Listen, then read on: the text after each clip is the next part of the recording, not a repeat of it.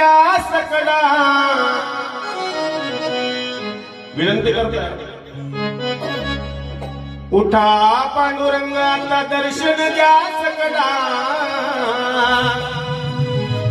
झाला हृदया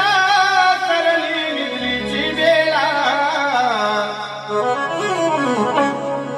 संत साधूंनी अवघे झाले सी गोळा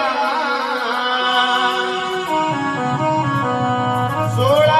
शेज सुखाचा पाहुण्या मुखमाळा देवा आता हे शेज सुख शेज म्हणजे ज्याच्यावर झोपलेलं असतं त्याला शेज म्हणतात हे शेजचं जे सुख आहे ना आता पांडुरंगा ते सोडा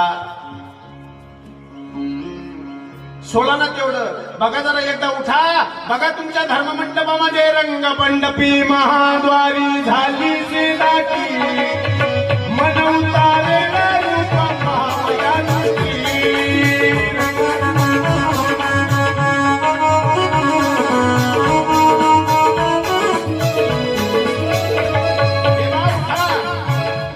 पांडुरंगा उठा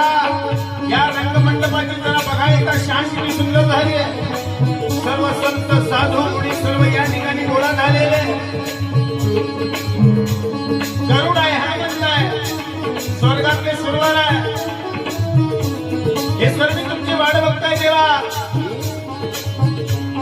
असं करता करता करता करता करता करता करता करता करता 4 महिने ढकलल्या गेले पण देव उठले